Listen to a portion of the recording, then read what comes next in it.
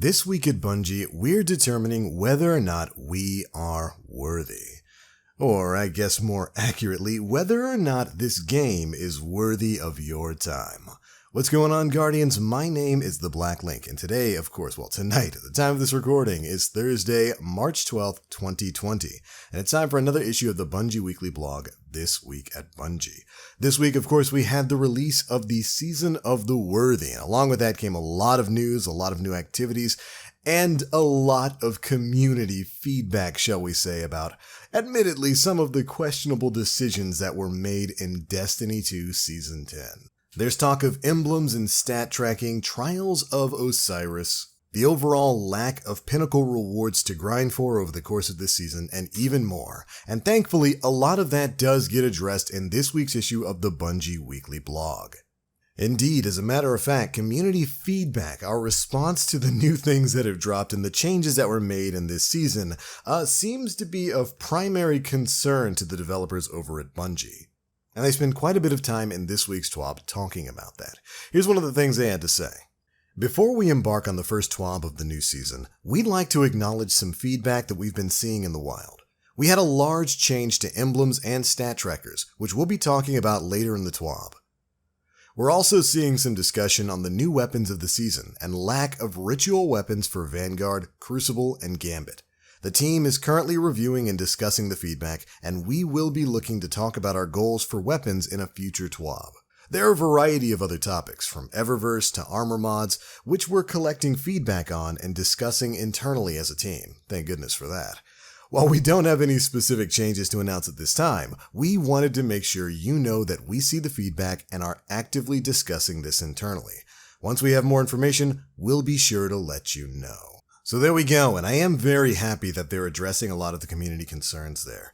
Of course, a lot of people are really upset with the way they've made changes to emblems and stat tracking. A lot of people who had, some golden stats they wanted to have up, whether it was their glory score, kill counts, or whatever. The stats, of course, got completely revamped with emblems in the Season of the Worthy. And it was kind of a change I don't really think too many people were asking for, and thankfully they go on to explain more about that a little bit later in this TWAB. But I am very happy to see that they're at least listening to the feedback that we're giving as a community, and hopefully we'll be changing things moving forward.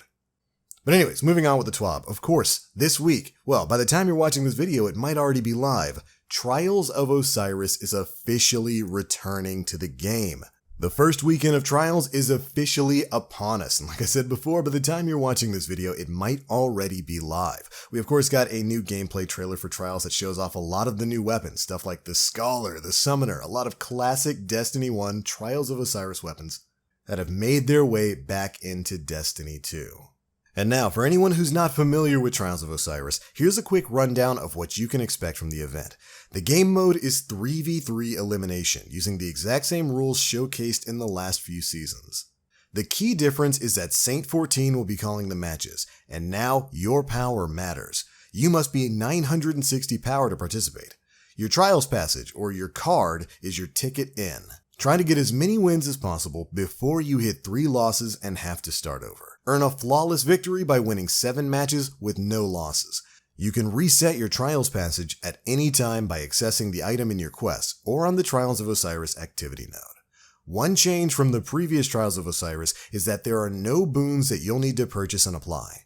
Instead, there will be 5 different Trials passages that you can choose from that will offer different bonuses built in, like forgiving 1 loss per run or granting bonus experience from wins that increase with the number of wins on a ticket. Players will also be able to earn Trials tokens to turn into Saint 14 to increase their reputation and earn Trials engrams.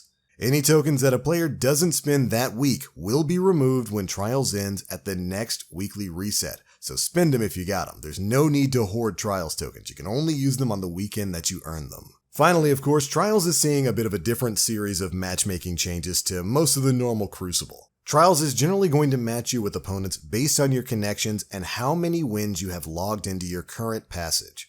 This back in the day was known as card-based matchmaking, so it's going to try to pick other teams who have the best connection to you first. We'll see exactly how that works with Trials. We all know how this matchmaking system goes in Destiny 2, but I have high hopes for it.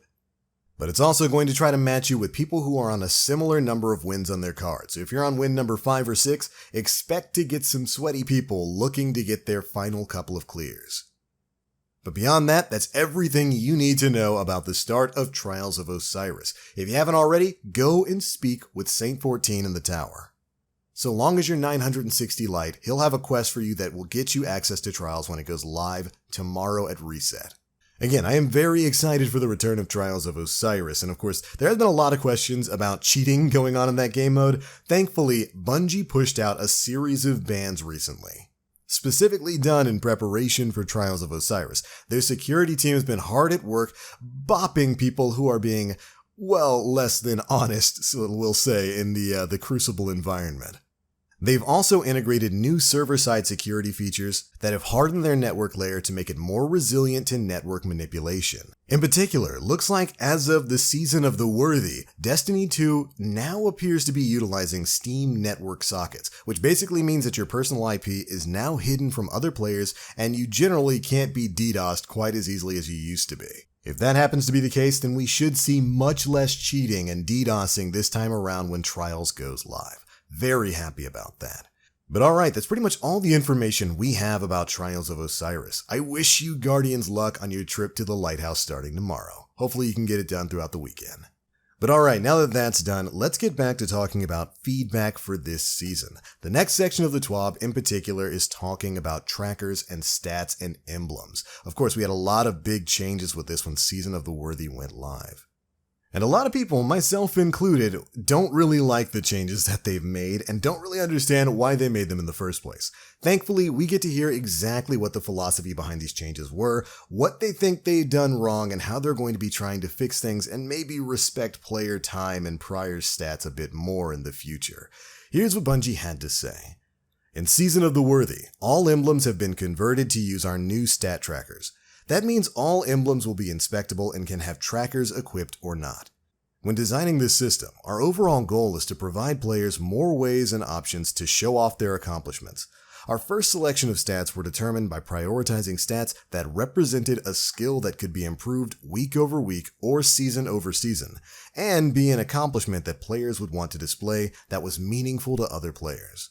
Because of that, some stats that couldn't be completed or improved any longer weren't included. We believe in these requirements in principle, but strictly applying them retroactively unfairly removed your ability to show off accomplishments that you could flaunt in seasons prior. It was a change made with good intention, but was the wrong way to roll out a new system. We've identified some stats that can be added back in a future patch and wanted to share them with you. We are currently planning to add these stat trackers back in an update later this season. Alright, and here's what they're changing in the future. For seasonal lifetime stats, Season 8 Season Pass rank earned, Season 9 Season Pass rank earned, and total fractal line donated.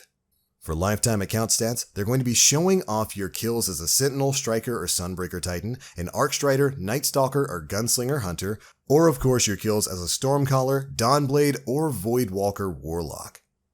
For lifetime stats in the Crucible, they want to show off your gold medals earned, your longest glory win streak, and your total valor resets. That last one, I have no idea why they didn't just make that a standard thing if they really wanted to show off statistics with these new emblems. Crazy. Then, after that, lifetime destination stats. The Pit of Heresy solo flawless completions. The list isn't complete yet, and we plan to add to it before the update is released.